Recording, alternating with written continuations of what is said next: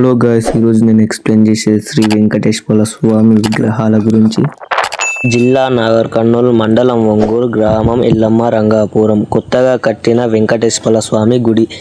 ఇప్పుడు ఈ వీడియో చూడండి, విగ్రహాల స్థానం ఎక్కడ ఉంటుందో చెప్తాను.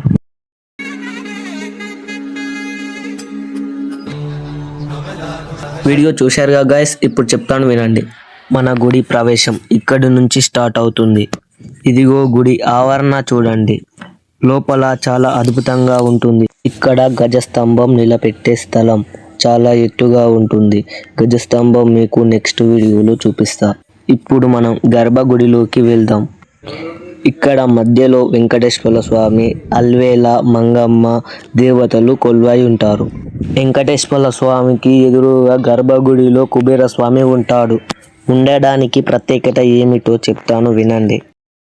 వెంకటేశ్వర స్వామి కుబేరుడి దగ్గర ఎంత అప్పు తీసుకున్నాడో తెలుసా? ఆదివరాహ క్షేత్రంలో అశ్వత్థ వృక్షం కింద పరమశివుడు వెంకటేశ్వర స్వామితో, మన దగ్గర డబ్బు లేకపోయినా పర్వాలేదు, నాకు డబ్బు ఉన్న స్నేహితుడు ఉన్నాడు, ఆయన్ని పిలిచి నీకు అప్పు ఇవ్వమని చెప్తాను అని పరమశివుడు వెంకటేశ్వరునితో అంటాడు. అప్పుడు పరమశివుడు కుబేరుడిని పిలిచి వెంకటేశ్వరునికి అప్పు ఇవ్వమని చెప్తాడు. దానికి కుబేరుడు, నీకు అప్పు ఇవ్వడానికి నాకు ఏమీ ఇబ్బంది లేదు, కానీ ఇది కలియుగం కాబట్టి వడ్డీ పుచ్చుకుంటామని చెప్తాడు. దానికి వెంకటేశ్వర స్వామి, యుగ ధర్మాన్ని ఎవరైనా పాటించాల్సిందే, నేను అసలుతో పాటు వడ్డీ కూడా ఇస్తానని ఒప్పుకుంటాడు. దానికి అప్పు ఎంత కావాలి అని అడుగుతాడు. రుణగ్రహీత శ్రీనివాస, రుణదాత ధనేశ్వర అని ఒక ప్రామసరి నోటు రాస్తారు. హేవీలామనామ సంవత్సరే చైత్రశుద్ధ దశమి అశ్వత్థ వృక్షం కింద నిలబడి 14 లక్షల రామచంద్రమూర్తి ముద్రలు కలిగిన బంగారు కాసులను ప్రతి 100 కాసులకు 1 కాసు వడ్డీ ఇచ్చేటట్లు, యుగాంతం నాడు అసలు ఇచ్చేటట్లు అగ్రిమెంట్ రాసి డబ్బు ఇవ్వమని అడుగుతాడు. అప్పుడు కుబేరుడు నోటు రాసినందుకు సంతోషించిన, యుగధర్మానుసారంగా సాక్ష్యం ఉంటేనే డబ్బు ఇస్తానని బ్రహ్మ వైపు చూస్తూ అంటాడు. అప్పుడు బ్రహ్మ, నేను సాక్షి సంతకం చేస్తాను అని అంటాడు. దానికి మళ్ళీ కుబేరుడు, ఒంటరి సాక్ష్యం, ఒకే కొడుకు ఉన్నా లేకపోయినా ఒకటే అని అంటాడు. మీరు ఏమీ అనుకోకపోతే ఇంకో సాక్షి సంతకం కావాలని కుబేరుడు అంటాడు. అందుకు రెండో సాక్షిగా పరమశివుడు సంతకం పెడతాడు. అప్పుడు కుబేరుడు, 3 సంతకం పెట్టి ఉంటే ఎంతో బాగుండు అని అంటాడు. అప్పుడు 3వ సాక్షి ఎవరా అని తల పైకెత్తి చూస్తే అశ్వత్థ వృక్షం కనబడింది.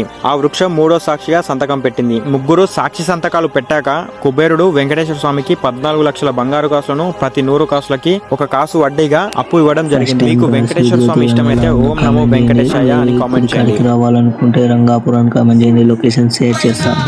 అలాగే సబ్స్క్రైబ్ చేసుకొని లైక్ చేసి షేర్ చేయండి. ఇంగిన వీడియోల కోసం వెయిట్ చేయండి. నెక్స్ట్ వీడియోలో కలవాలంటే మా ఛానల్ సబ్స్క్రైబ్ చేసుకోండి.